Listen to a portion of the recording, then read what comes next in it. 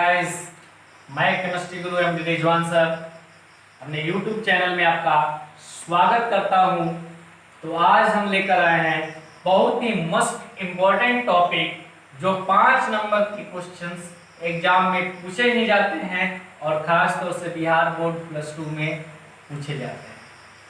तो इस वीडियो को अंत तक वॉच कीजिए। वीडियो अच्छा लगता है और आपके फेवर में अगर बहुत ही अच्छा आपके करियर के लिए, आपके तैयारी के लिए अगर अच्छा कार्य हो रहा हो तो मेरे वीडियो को थोड़ा लाइक कीजिए और सब्सक्राइब कीजिए चैनल को और वीडियो को ज़्यादा से ज़्यादा दबाकर शेयर कीजिए। तो चलिए शुरू करते हैं कॉपर का निष्कर्षण। आइए, किसका निष्कर्षण करना है यहाँ पे? कॉपर का निष्कर्षण।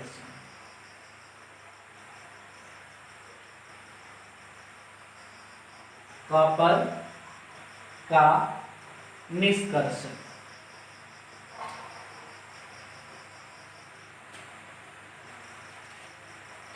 तो यहाँ पे हम लोग को जानना है कि कॉपर का निष्कर्षण कैसे किया जाता है। तो सबसे पहली बात है कि बेसिक कुछ जानकारी कॉपर के बारे में। कॉपर का सिंबल क्या होता है? Cu। कॉपर का एटॉमिक नंबर कितना होता है? 29। और कॉपर का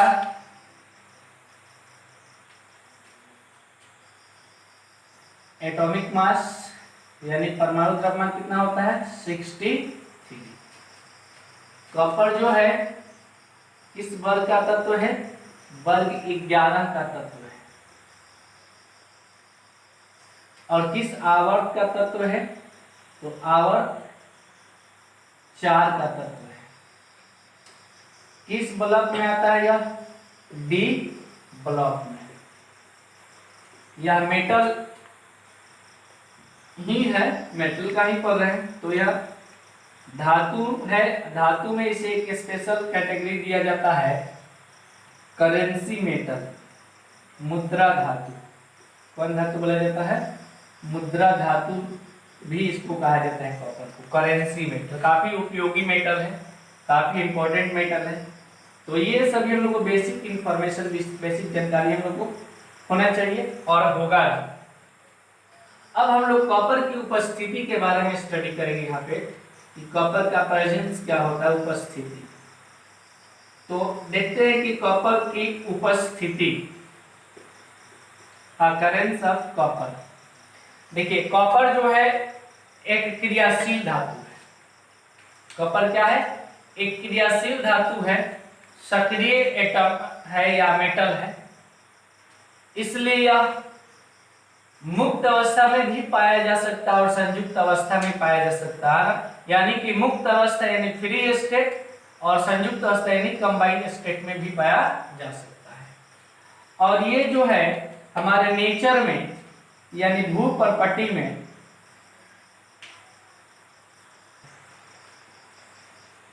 Cu2S। तो ध्यान दीजिएगा, कॉपर जो है भू प्रॉपर्टी में 0.0001% उपस्थित होता है। यह प्रकृति में मुक्त और संयुक्त दोनों अवस्थाएं पाया जाता है। आप कहिएगा सर क्यों? क्योंकि कॉपर जो है क्रियाशील धातु है जो वायुमंडल के में उपस्थित नमी, गैस, विभिन्न प्रकार के गैसों से अभिक्रिया कर किसी न किसी यौगिक के रूप में भी रह सकता है और मुक्त अवस्था में भी रह सकता है। अब तीसरी बात है कि जैविक शरीर, जीवों के शरीर में भी कॉपर उपस्थित होता है और यह आयरन के साथ मिलकर हीमोग्लोबिन के निर्माण में सहायता करता है। कॉपर जो है जीवों के शरीर यानी जैविक शरीर में पाया जाता है और हीमोग्लोबिन के निर्माण में यह किसके साथ मदद करता है जी? आयरन के साथ मदद करता है। कौन? कॉपर। उसके बाद है कॉपर के कुछ मुख्य अयस्क हैं यहाँ पे, जैसे कॉपर पाइराइट, इसका फॉर्मूला CuFeS2। कॉपर ग्लांस है Cu2S। और भी बहुत सारे इसके अयस्क हैं, ओर्स हैं, लेकिन ये मेन ओर्स या अयस्क हैं, ये हमेशा याद आपको रखना जरूरी है। कौन चीज? Copper pyrite CuFeS2। जनरली हम लोग कॉपर प्राप्त करते हैं कॉपर पाइराइट से। कॉपर का निष्कर्षण या एक्सट्रैक्शन ऑफ कॉपर किससे करते हैं? कॉपर का एक्सट्रैक्शन कॉपर पाइराइट से। तो इतना बेसिक इंफॉर्मेशन हम लोग को मालूम होना चाहिए। पहले कॉपर का संकेत Cu atomic number 29, atomic mass 36, और किस ग्रुप का है 11, पीरियड कौन है 4, और किस ब्लॉक का है डी ब्लॉक का, और कौन मेटल करेंसी मेटल यानी मुद्रा धातु। अकरेंस यानी उपस्थिति या भू प्रॉपर्टी में 0.0001% यह बहुत ही कम पाया जाता है। यह प्रकृति में मुक्त और संयुक्त दोनों यानी कंबाइंड और फ्री दोनों स्टेट में पाया जाता है, और जीवों के शरीर में यह हीमोग्लोबिन के निर्माण में मदद करता है आयरन के साथ मिलकर। और कॉपर पर इसका मुख्य अयस्क है कॉपर का, कॉपर पाइराइट CuFeS2 और कॉपर ग्लास। क्लियर है? कोई दिक्कत? कोई दिक्कत नहीं है? कोई दिक्कत नहीं? दिक्कत है इसको कॉपी कीजिए, कॉपी कीजिए, हटा दीजिए, कर लिया है कॉपी। चलिए अब हम लोग देखेंगे कि कॉपर का निष्कर्षण कैसे करते हैं। कॉपर का निष्कर्षण, तो यहाँ पे हम लोग को याद दिमाग में रखना चाहिए कि कॉपर का निष्कर्षण हमेशा कॉपर पाइराइट से ही अधिकतर जनरली सामान्यतः किया जाता है। कॉपर का निष्कर्षण किस तरह से किया जाता है? Copper pyrite CuFeS2। तो यहाँ क्या लिखेंगे कि कॉपर का निष्कर्षण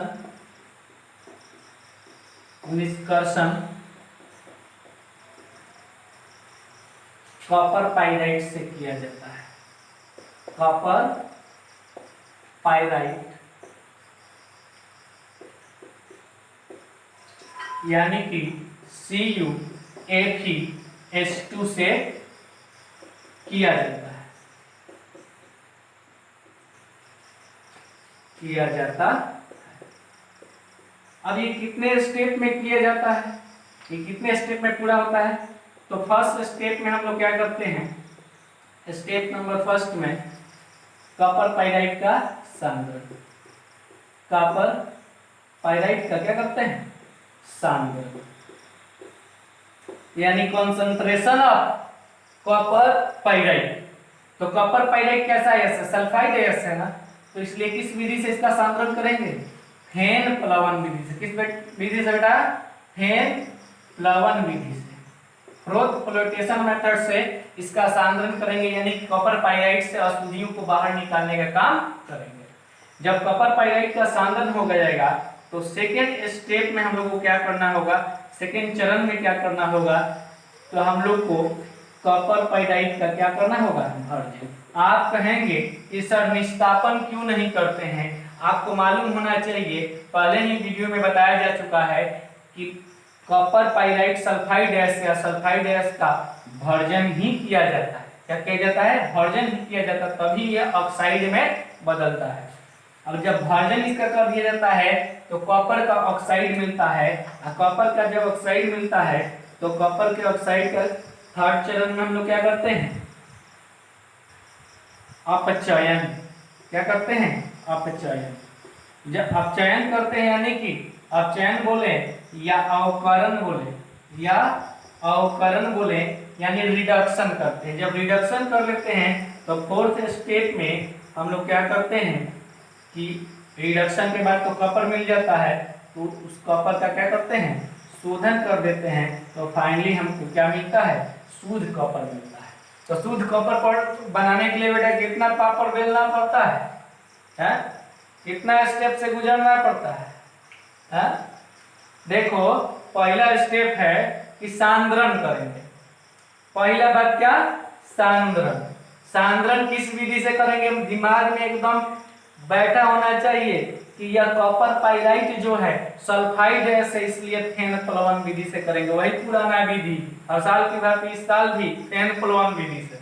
अब फेन प्लवन विधि से कैसे करेंगे? आपको मालूम है कि कॉपर पाइराइट के चूर्ण को एक टब में डालकर उसमें 2-3 बूंद तेल डालेंगे और हवा का झोंका प्रवाहित करेंगे, तो झाग के साथ शुद्ध कॉपर पाइराइट ऊपर चला जाएगा और अशुद्धियां पेंदी में ही बैठ जाएगी। उस झाग को हटाकर धोकर छान कर सुखा लेंगे तो शुद्ध कॉपर पाइराइट मिलेगा। कॉपर पाइराइट शुद्ध रूप में मिलेगा, और उस कॉपर पाइराइट को ऑक्सीजन की उपस्थिति में गर्म करेंगे, यानी भर्जन करेंगे। गर्म करने का मतलब ऑक्सीजन की उपस्थिति में भर्जन करेंगे, तो हमें मिल जाएगा कॉपर के ऑक्साइड। कॉपर का क्या मिलेगा? ऑक्साइड। और कॉपर के ऑक्साइड का क्या करेंगे? अपचयन। कॉपर के ऑक्साइड से ऑक्सीजन खींच लेंगे, निकाल देंगे, रिमूव कर देंगे।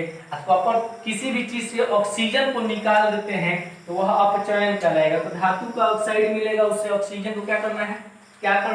निकाल देना है। जब ऑक्सीजन निकाल देंगे तो हमें कॉपर मिलेगा, और कॉपर मिलेगा वो अशुद्ध होगा, इसलिए उसका शोधन जरूरी है। तो सांद्रण के बाद क्या मिलता है हमें?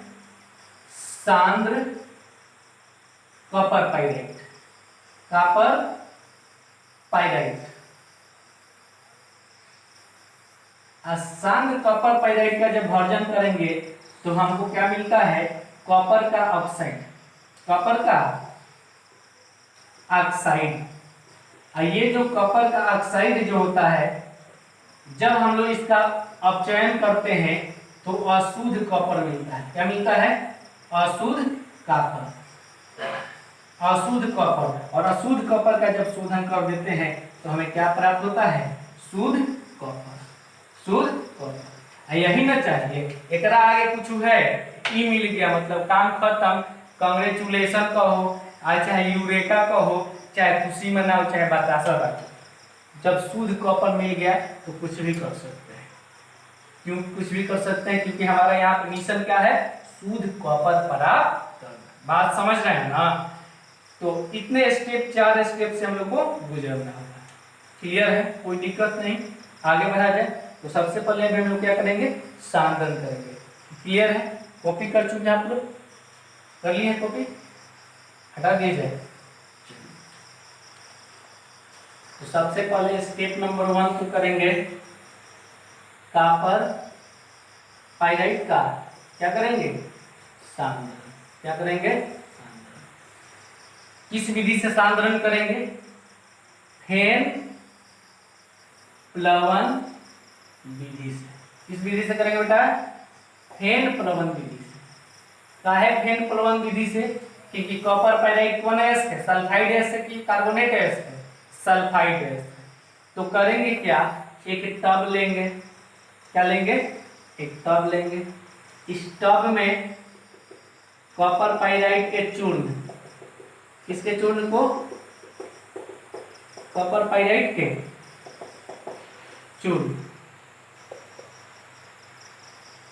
CuFeS2 का क्या डालेंगे?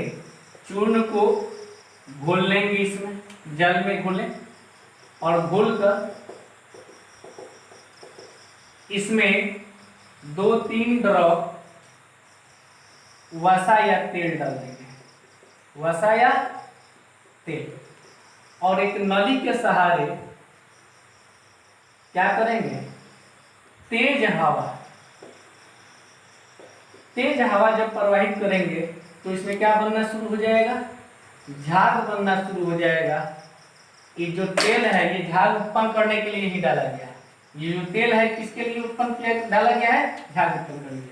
जब ऐसा करते हैं और तेज हवा का जब झोंका प्रवाहित करते हैं तो झाग उत्पन्न होता है, और झाग ऊपर का प्रवृत्ति होता है ऊपर जाना।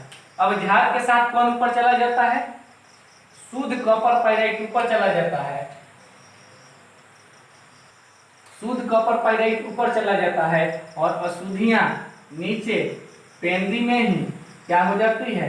बैठ जाती है। अब शुद्ध कॉपर पाइराइट ऊपर चला गया, उस कॉपर पाइराइट को छानकर, धोकर, सुखाकर अलग कर लेंगे और शुद्ध कॉपर पाइराइट प्राप्त करेंगे। उसमें मौजूद अशुद्धियां अलग हो जाएगी।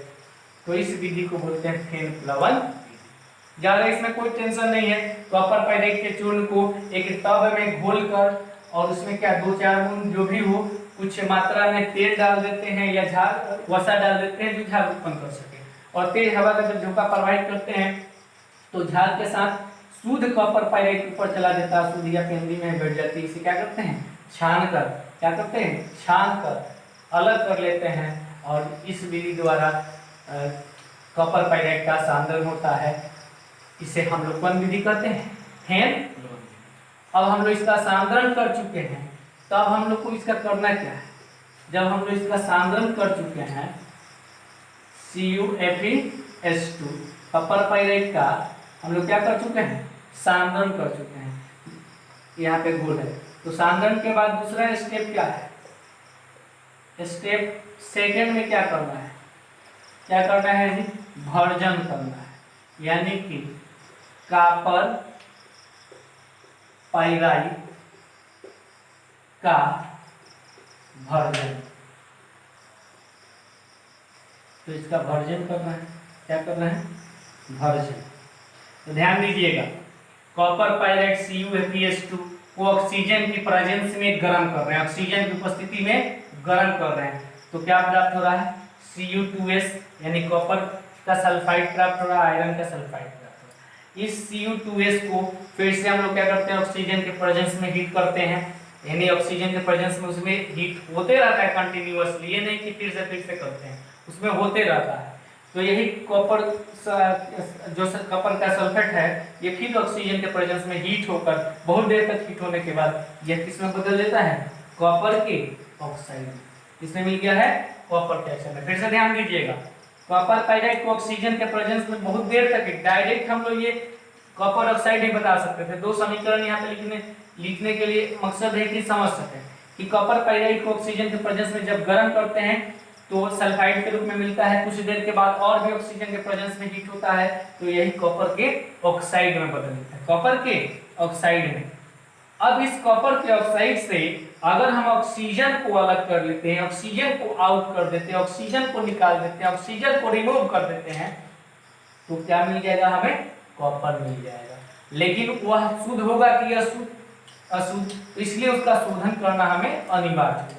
तो इसके बाद वाले स्टेप में हम लोग क्या करना होगा, इसका अपचयन, कॉपर के ऑक्साइड का क्या करना होगा, अपचयन करना होगा। अपचयन के बाद यानी अवकरण के बाद इसका क्या करना होगा, शोधन करना होगा। क्या करना होगा, शोधन। तो हम लोग क्या प्राप्त कर चुके हैं, कॉपर के ऑक्साइड प्राप्त कर चुके हैं। बात समझिए, पहले चरण में क्या किए, कॉपर पाइराइट का सांधन किस विधि से किए, फेन प्लवन विधि से। जब फेन प्लवन विधि से हो गया तो शुद्ध कॉपर पाइराइट को क्या करते हैं, ऑक्सीजन की उपस्थिति में गर्म करते हैं, तो हमें कॉपर का ऑक्साइड मिलता है। और इस कॉपर के ऑक्साइड से ऑक्सीजन को रिमूव अगर कर देते हैं, यानी थर्ड स्टेप में हम लोग क्या करना होगा, थर्ड स्टेप जो है अवकरण करना होगा। अवकरण के बाद जो कॉपर प्राप्त होगा, फोर्थ स्टेप में क्या करना होगा, शोधन करना होगा। क्या करना होगा, शोधन। तो समझ में आ गया। इसके बाद कौन कौन स्टेप करने होंगे, कॉपर के ऑक्साइड का अवकरण, और कॉपर के ऑक्साइड के अवकरण से जो कॉपर मिलेगा उसका क्या करेंगे, शोधन। तो हमें कॉपर प्राप्त हो जाएगा। तो अगले वीडियो में हम लोग मिलते हैं कि कॉपर के ऑक्साइड का किस प्रकार हम लोग अवकरण या रिडक्शन करेंगे, और उसके बाद जो कॉपर मिलेगा उसका शोधन किस प्रकार करेंगे। तो मिलते हैं नेक्स्ट वीडियो में। वीडियो को एंजॉय कीजिए, देखिए और अपनी तैयारी को मजबूत कीजिए, अपने सिलेबस को मजबूत कीजिए, अपनी तैयारी को एकदम जोश के साथ लगे रहिए, और कोई भी बाधा आपको रोक नहीं सकता है। अगर आप लोग उत्साह दिखाते हैं तो मेरा भी उत्साह बढ़ेगा, और हर दिन वीडियो बनाने का प्रयास करूंगा यदि आप लोग का भी रिस्पॉन्स पॉजिटिव रहा। तो आज इतना ही, मिलते हैं। इससे पहले आपको कहेंगे कि हंसते रहिए, मुस्कुराते रहिए, पढ़ते रहिए chemistry with Rizwan sir, only one YouTube channel chemistry Guru M Rizwan sir. जय हिंद, जय भारत।